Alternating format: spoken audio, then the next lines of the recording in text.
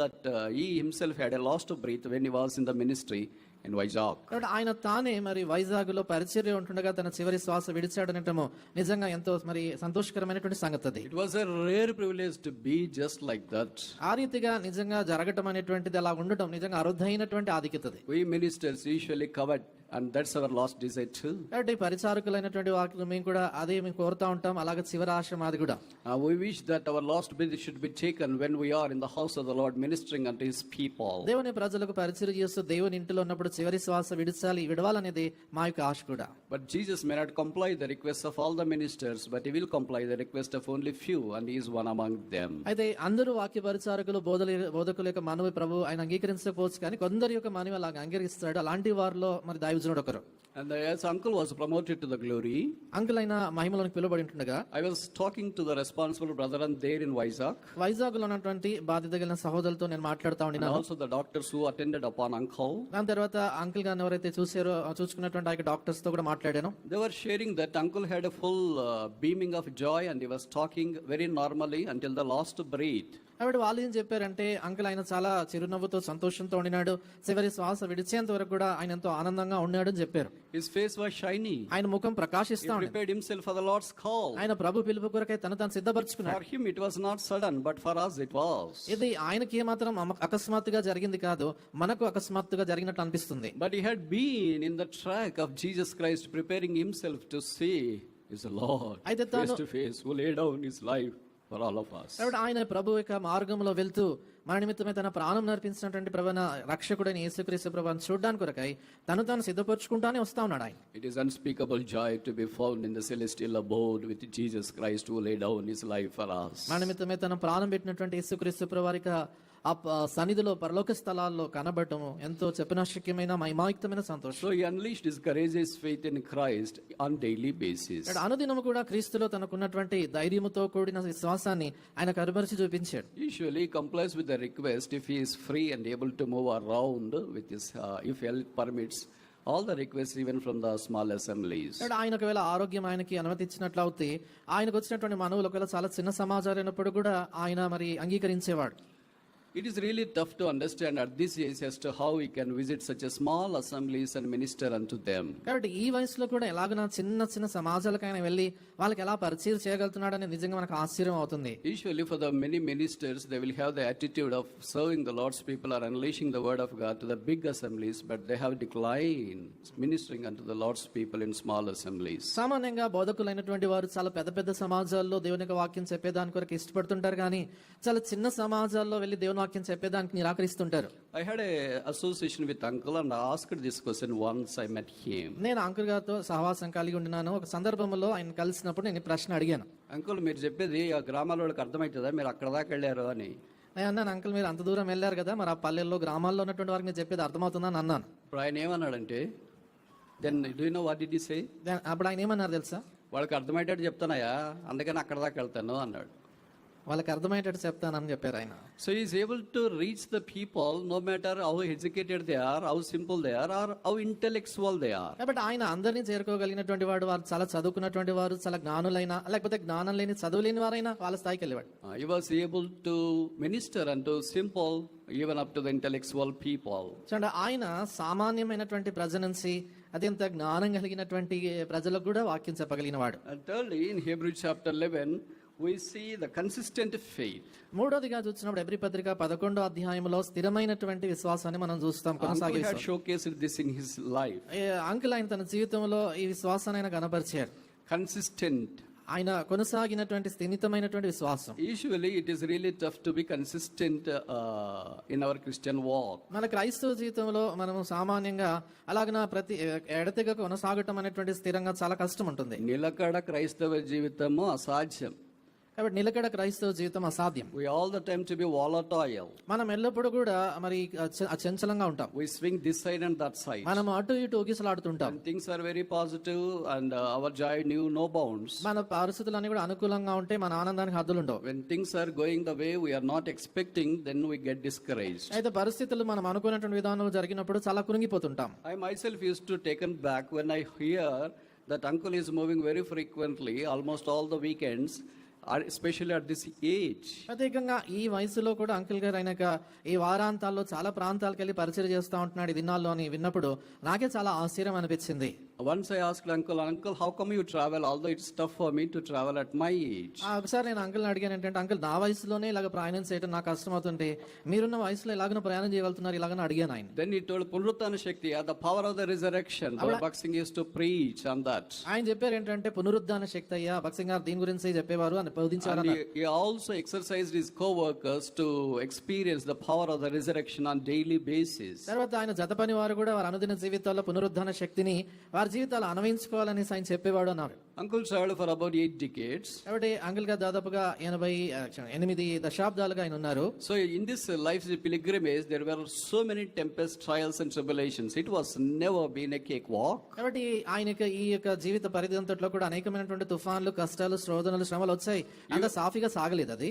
But still, his faith was so consistent, nothing could waver his faith. అయినప్పటికీ కూడా ఆయనకు విశ్వాసం ఎంతో స్థిమితంగా నిలకడగా ఉండింది. ఏది కూడా ఆయన విశ్వాసాన్ని కదిలించకపోయింది. And you all know that he is also multi-talented. మీ అందరికి తెలుసు కదా, ఆయన చాలా తలాంతులు కలిగినటువంటి వాడు. He can write, he can sing, he can play the harmonium and do almost all sorts of the things that are needed for the ministry. ఆయన పాటలు రాయగలడు, పాటలు మరి కట్టగలడు, పాడగలడు, హార్మోనియం వేయగలడు, పరిచయకు సంబంధించినటువంటివన్నీ కూడా ఆయన చేయగలడు. Out of his consistent Christian walk, a beautiful and a tremendous popular viral song came into the Christendom. కాబట్టి ఆయన నిలకడగా ప్రభుతో కొనసాగుతున్నటువంటి ఆయన విశ్వాస జీవితంలో దాంట్లో నుంచి వచ్చినటువంటి చాలా ప్రఖ్యాతిగాంచినటువంటి అందరికీ కూడా తెలిసినటువంటి ఒక పాట పుట్టుకొచ్చింది. హల్లెలూయా పాడేదా ప్రభు నిన్ను కొనియాడేదా. అది హల్లెలూయా పాడేదా ప్రభు నిన్ను కొనియాడేదా. Wherever I go, usually we believers sing that song at least once in a special meetings. నేను ఎక్కడికి వెళ్ళినప్పుడు కూడా సామాన్యంగా విశ్వాసులు ప్రత్యేక కూడికలో ఈ పాట ఖచ్చితంగా ఒకసారి పాడతారు. I usually visit USA,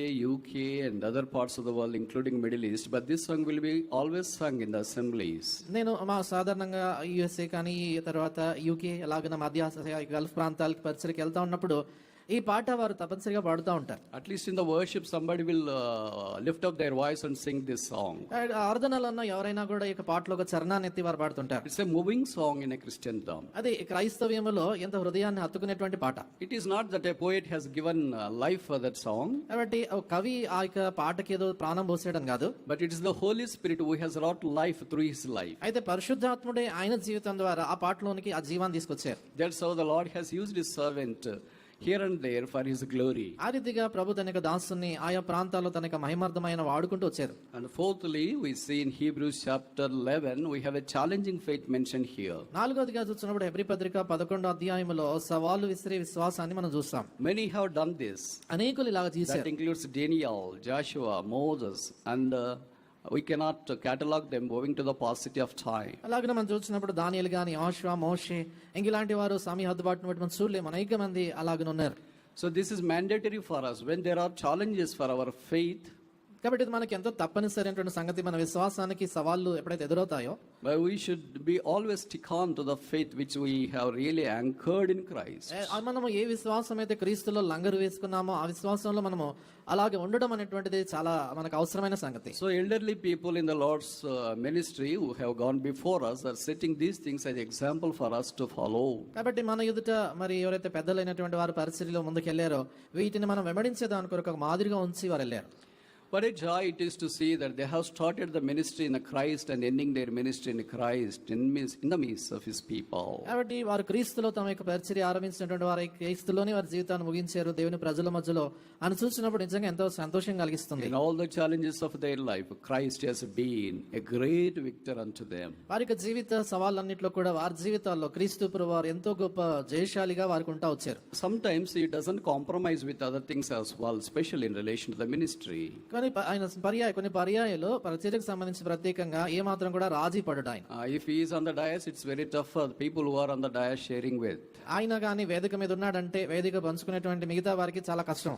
For a keyboard player, then a singer, speaker, translator, anybody, it would be a tough time. కాబట్టి ఆయన వేదిక మీద ఉన్నాడంటే పాటలు పాడేవారు కానీ లేక వాయిద్యాలు వేసే కీబోర్డ్ ప్లేయర్ కానీ తర్జుమా చేసేవారు కానీ ఎవరికైనా కష్టమే అనిపిస్తుంది. If the song is going in a wrong way, immediately stops and then he will start singing and help us to know.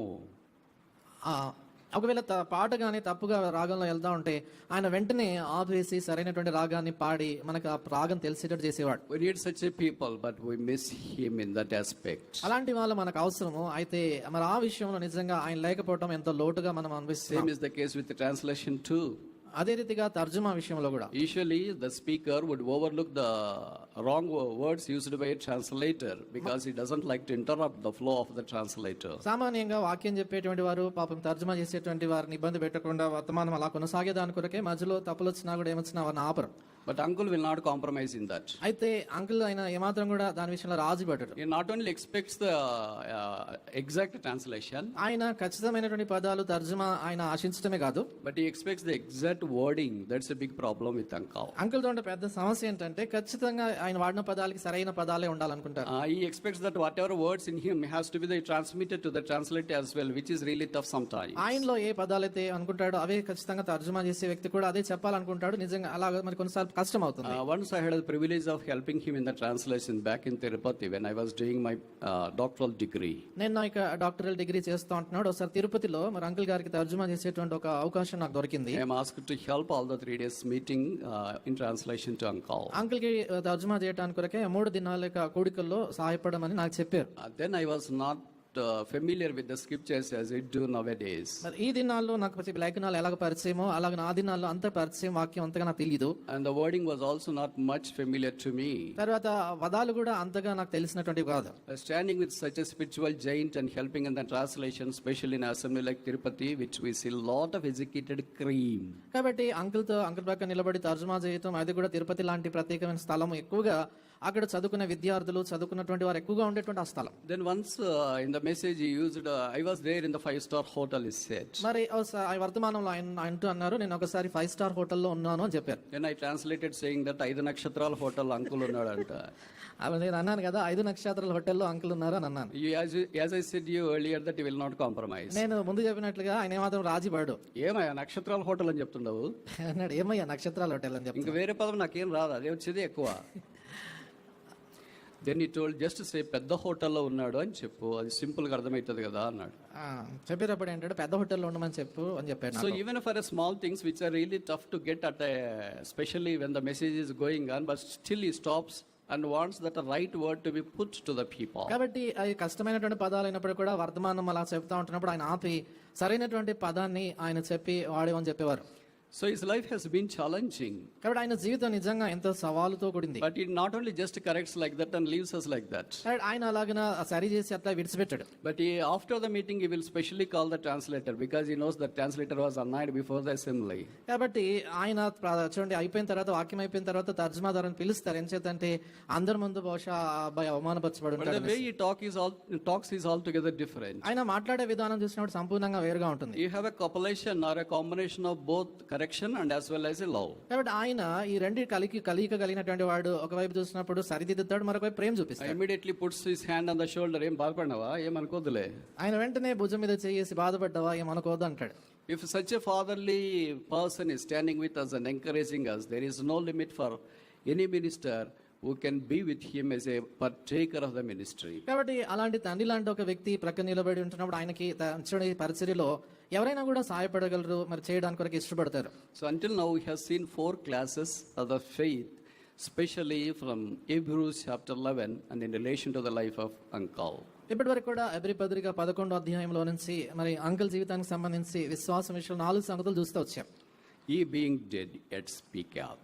అతడు మృతి నొందియు మాట్లాడుచున్నాడు. Number 1, he has a common faith. మొట్టమొదటిదిగా సమానమైనటువంటి విశ్వాసము. Number 2, he has a courageous faith. రెండవదిగా ధైర్యంతో కూడిన విశ్వాసము. Number 3, he has a consistent faith. మూడవదిగా స్థిమితమైన నిలకడతో ఉన్న విశ్వాసము. Number 4, he has a challenging faith. నాలుగవదిగా సవాలును ఎదుర్కొనేటువంటి విశ్వాసం. And fifthly and finally, conquering faith. ఐదవది చివరిది జయించే విశ్వాసం. In chapter 11, Hebrews, there is no defeat at all. Hebrew పత్రిక 11వ అధ్యాయములో ఓటమి అనేదే లేదు.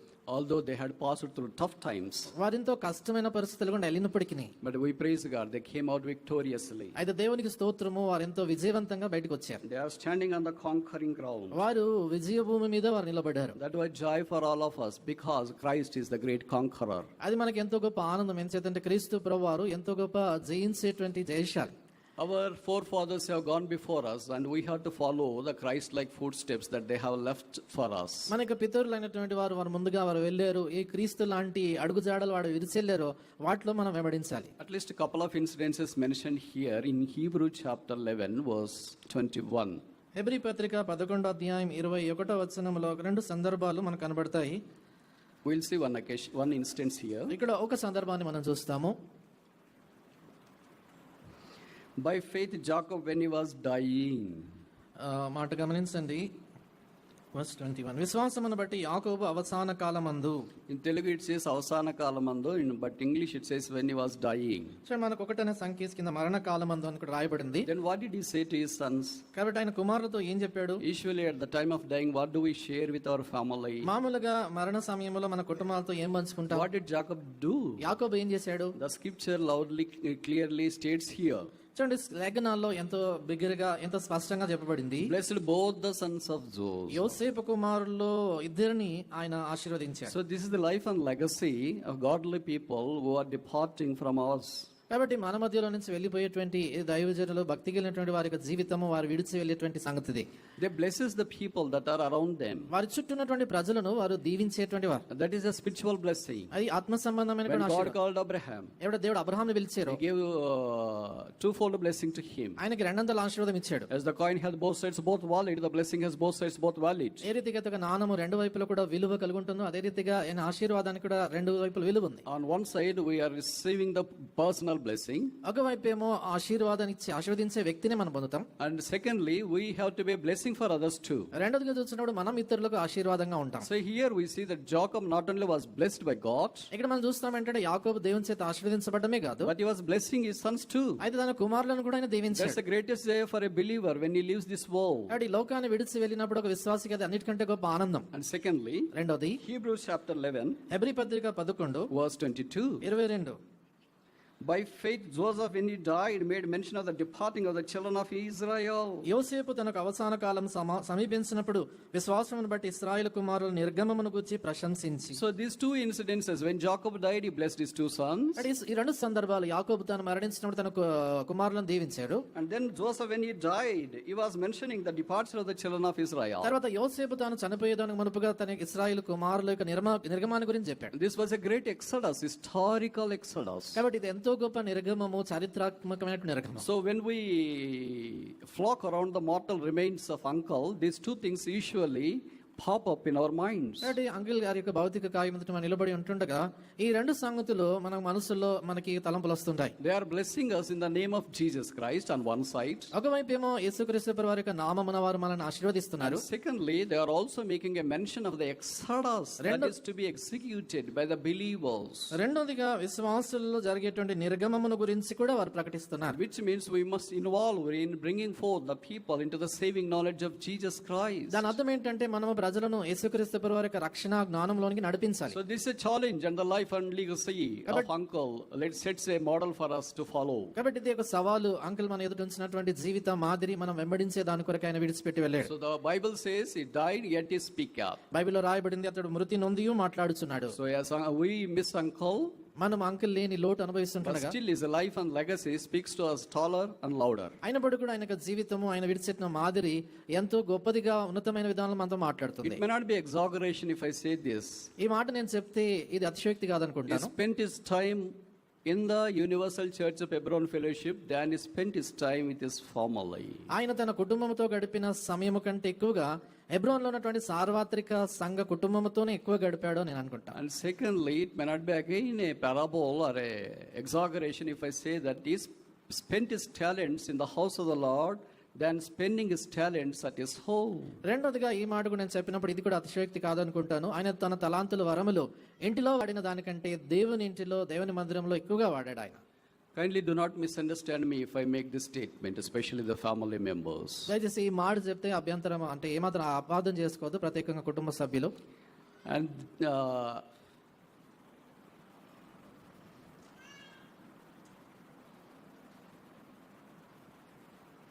Hebron Fellowship across the world misses him more than your family misses him. మీ కుటుంబము ఎంతగా అంకుల్ లేరని మీరు మిస్ అవుతున్నారో సార్వత్రికంగా ఉన్న హెబ్రోన్ కుటుంబం, సంఘ కుటుంబం ఇంకెక్కువగా ఆయన మిస్ అవుతారు. But it pleased the Lord to call him back home. అయితే ఆయన అలాగన ప్రభు ఇంటికి పిలుచుకోవడం ఆయనకి ఇష్టమైంది. His ministry was accomplished totally. ఆయన సంపూర్ణంగా ఆయన పరిచర్య పూర్తి చేశారు. And Jesus might have thought that he needs rest in his presence. యేసు ప్రభువు అనుకుని ఉంటారు ఆయన సన్నిధిలో విశ్రాంతి అవసరం అనేసి. We miss him and miss him. కాబట్టి ఆయన లేని లోటును మనము ఎంతో అనుభవిస్తున్నాము. నిజంగా ఆయన ఎంతో మనం మిస్ చేస్తాం. He died yet he speaketh. As a speaker He died yet he speaketh. అతడు మృతి నొంది మాట్లాడుచున్నాడు. May the Lord enable us to follow life and legacy Uncle has left for us following Christ. క్రీస్తు ప్రభువును వెంబడించే విషయంలో uncle గారు విడిచిపెట్టినటువంటి జీవిత మాదిరిని మనం కూడా వెంబడిస్తాం.